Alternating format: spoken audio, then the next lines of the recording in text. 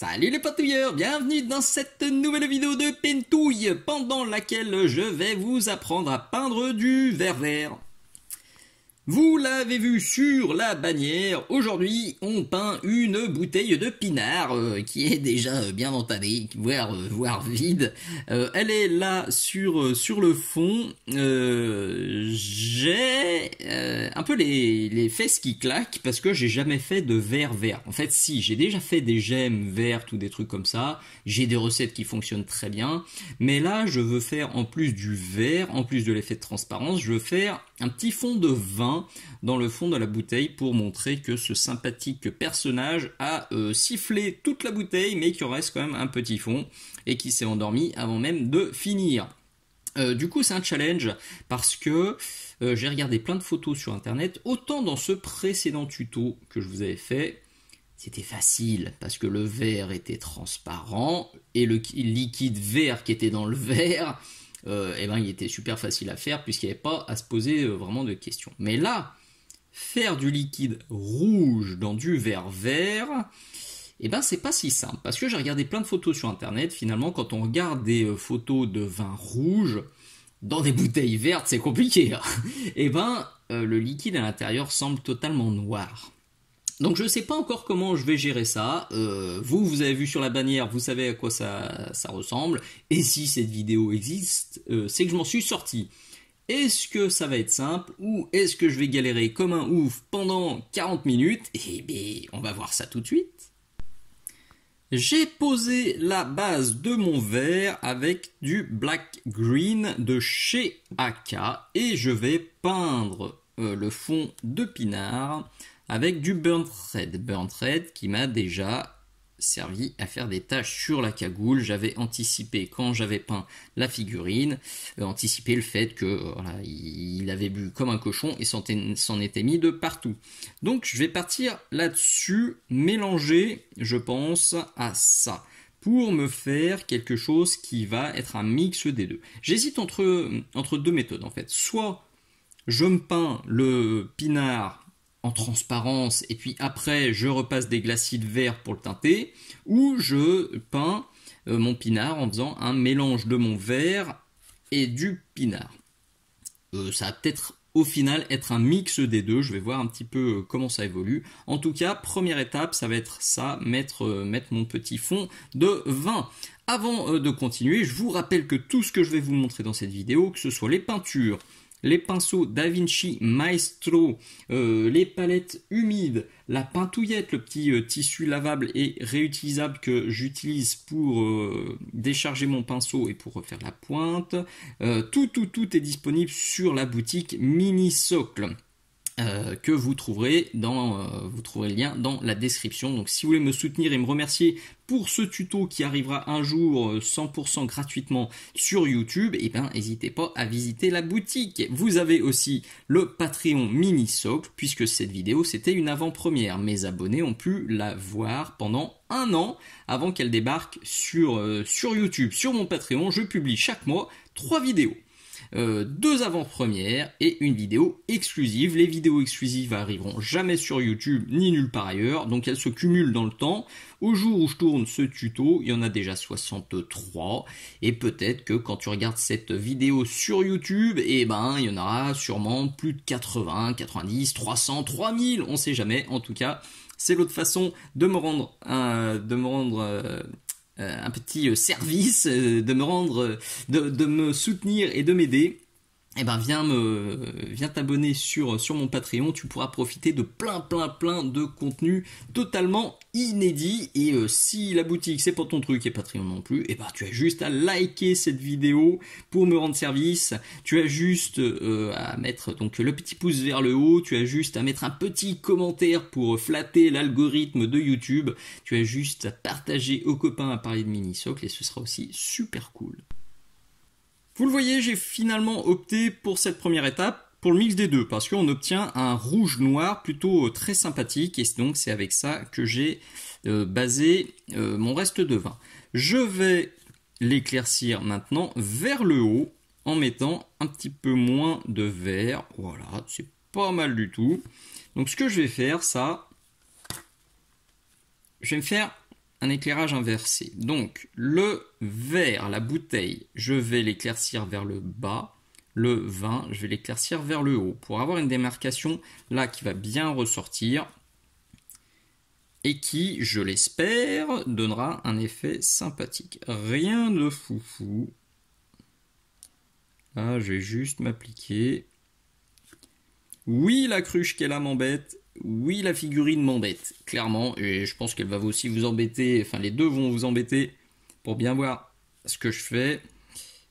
J'ai hésité à tourner ce tuto, mais comme je me lance pour essayer de découvrir un nouveau truc et que je trouve que l'effet peut, je me doute que l'effet peut être très sympa, et ben j'y vais. J'aurais pu choisir la facilité, faire une bouteille totalement vide. Désolé d'ailleurs s'il y a quelques séquences un peu floues.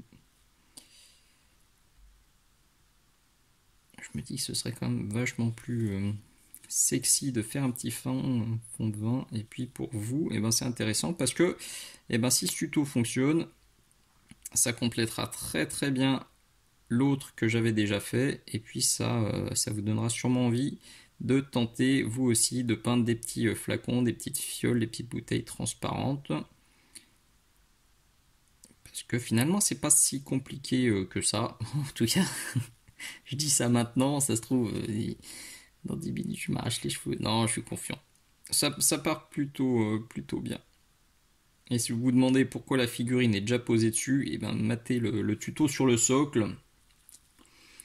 Soit il est dans les tutos socle, dans la playlist socle, soit il est encore en avant-première sur mon Patreon. Fouillotez un peu. Si vous ne trouvez pas, vous pouvez aussi me poser la question dans les commentaires. Je réponds volontiers aux commentaires. Dès qu'il y a un bonjour, un s'il te plaît, un merci, ou un truc comme ça, je le fais volontiers. Hop là, tranquillou. Donc ça, c'était la deuxième étape. Et je vais monter sur une zone plus restreinte avec mon Burnt Red pur. Pour l'instant, ça roule vraiment tout seul. On a un dégradé tout mignon sur le vin.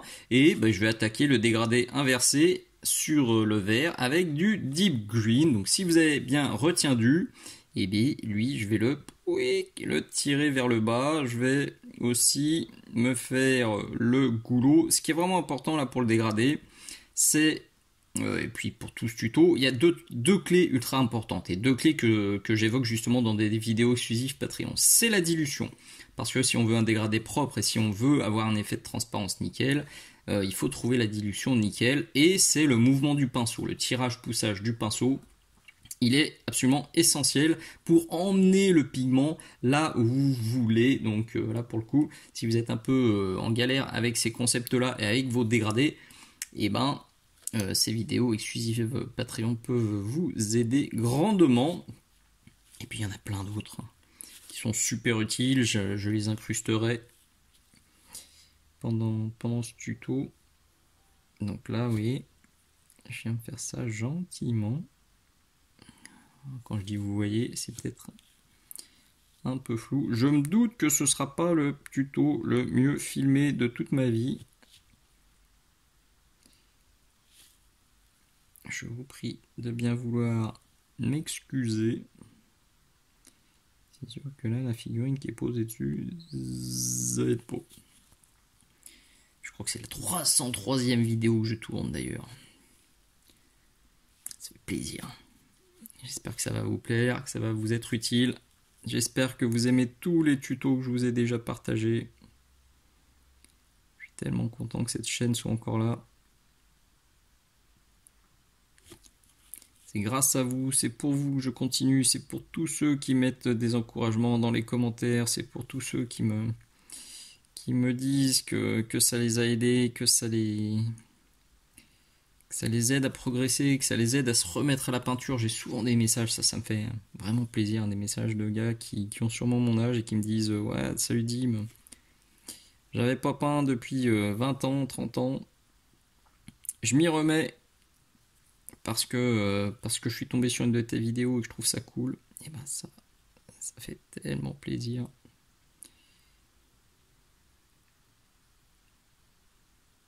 Je picote aussi quand je galère sur un dégradé. Je vais peut-être me faire un mélange des deux. Là, je suis parti un peu couillu. Il y a quand même une différence assez marquée entre les deux.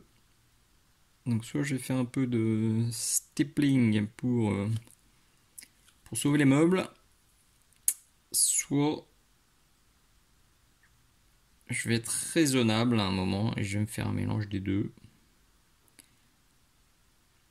Soit je vais insister et faire de la daube. Allez, cochez la bonne case et puis on se retrouve dans quelques instants. Nouveau questionnement, nouveau tâtage. Quand je regarde sur internet, je vois que dans les bouteilles de vin rouge, les reflets sont plutôt jaunes. Donc le vert serait plutôt éclairci au jaune et le rouge serait plutôt éclairci au jaune. Je me dis que ça fait ça peut-être parce que les photos ont été prises sous le soleil ou avec de la lumière jaune. Ce qui n'est pas vraiment mon cas. J'ai pas une lumière très chaude sur ma figurine et du coup j'ai peur. Au contraire, elle est plutôt désaturée et du coup j'ai peur que en mettant des reflets trop jaunes sur ma bouteille, ça attire trop l'œil. Donc je tente un truc, peut-être que je reviendrai dessus, mais vous le voyez, il est là. J'ai sorti de l'ivoire, toujours de chez AK, et je vais le mélanger donc à mon deep green pour faire l'éclaircissement ultime en bas de ma bouteille et sur le goulot. Et je vais l'utiliser aussi dans mon burnt red pour faire les éclaircissements donc au niveau de la démarcation. Je tente ça.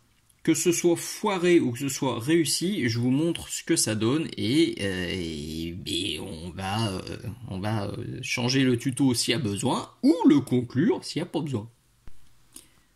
Franchement, je suis très agréablement surpris par la tournure que ça prend, surtout que voilà, je suis allé ultra vite alors que je pensais galérer pendant super longtemps. Mais à ce stade, il y a un truc qui me chafouine. Je suis assez perfectionniste comme gars et là il y a un truc qui me va pas et je pense que c'est la couleur. À force de vouloir le désaturer à mort, mon verre, et ben finalement il est un poil tristoun.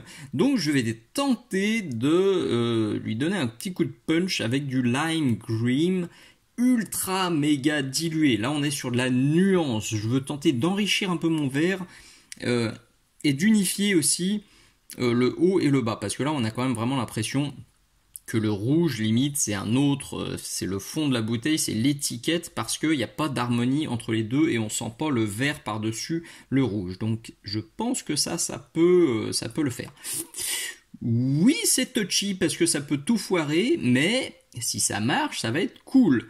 Si ça foire tout, ça va pas être cool. Allez, priez fort pour moi et on regarde ce que ça donne. Alors oui, attention, dilution extrême. On est sur de la dilution de nuance, je suis quasiment sur l'eau de rinçage. Je vais prendre un truc très très très dilué. Je suis sûr qu'au premier passage, je vais rien voir. Puis au deuxième passage, ça va commencer. Et je vais peut-être me dire, oula, très mauvaise idée. Puis au troisième, ça devrait être classe. Donc ultra, ultra, ultra, méga dilué. La teinte est bien meilleure comme ça. Par contre, j'avais pas prévu que en faisant ce voile, ça allait me matifier ma bouteille. J'aime beaucoup les peintures AK justement parce qu'elles sont beaucoup moins satinées que d'autres peintures, que d'autres marques de peinture. Sauf que là, eh bien, j'avais pas envie que ça me fasse un truc ultra mat. C'est pas grave, je vais passer un petit coup de vernis brillant sur l'ensemble pour redonner mon côté vert. Juste avant ça, avec l'ivoire qui est encore sur la palette, je vais me faire un petit reflet ici, un petit reflet sur le goulot, un petit coup de vernis et on est au bout. Et voilà le résultat final, je suis ultra satisfait. C'est impossible à prendre en photo, c'est impossible à filmer parce que du coup à cause du vernis brillant, ça, il y a des reflets un peu dans tous les sens, mais je trouve ça super joli, super satisfait d'être allé au bout et d'avoir eu la bonne idée de tourner un tuto parce que ça me démystifie un petit peu les effets de transparence. J'avais peur qu'en faisant des fioles colorées et ce soit plus compliqué, et finalement non, franchement ça roule tout seul. Donc je pense que ça va vous décrisper aussi. et vous démystifiez, désacralisez un petit peu cet effet, tentez des fioles jaunes, des fioles vertes, des fioles violettes, n'importe quoi, du bleu, je pense que tout ça peut passer crème et finalement ultra rapidement. Donc faites-vous plaisir, faites vos tests et amusez-vous. J'espère que ce tuto te plaît. Si c'est le cas, je le redis, pense à faire péter le petit pouce vers le haut, pense à mettre un merci, un bisou, un poutou dans les commentaires, ça fait toujours super plaisir. Pense surtout à partager aux amis parce que je me rends compte plus je sors de ma grotte et je côtoie les clubs, les assos, les tournois, les concours de peinture, plus je me rends compte que Minisocle n'est pas très connu. Donc n'hésite pas à en parler à tous tes copains. Viens aussi me filer un petit coup de main sur la boutique Minisocle, c'est super important. Si tu découvres des produits sur dans mes vidéos, ce serait cool de les acheter dans la boutique Minisocle plutôt que d'aller gratouiller quelques centimes en les achetant moins cher sur des énormes sites qui eux ne prennent pas la peine de faire des tutos qui finissent gratuitement sur YouTube. Notamment, alors j'ai oublié de le dire, la bouteille elle vient de ce kit là. C'est un excellent kit. Voilà, il y en a plein d'autres. Je vous mets le lien dans la description. La petite cruche aussi vient de là. J'adore ces petits décors qui sont imprimés et qui sont de très bonne qualité. Voilà, je crois qu'on est au bout. Tu peux aussi venir sur mon Patreon pour faire le plein de vidéos et me filer un coup de main. Et dernier petit truc, c'est le lien affilié Philibert qui apparaît à l'écran et que je remets dans la description. Tu as juste à l'enregistrer dans tes favoris et à l'utiliser plutôt que de passer par Google quand tu veux aller faire tes petites emplettes chez Philibert. Ça change absolument rien pour toi. Seulement quand tu fais tes achats après être passé par ce lien, Philibert me versera quelques petits pourcentages sous forme de bons d'achat pour que je puisse moi aussi acheter quelques peintures ou un peu de matos sur la boutique Philibert. Voilà, cette fois tout est dit. Je te dis un grand merci et des bises, à très bientôt. Ciao ciao.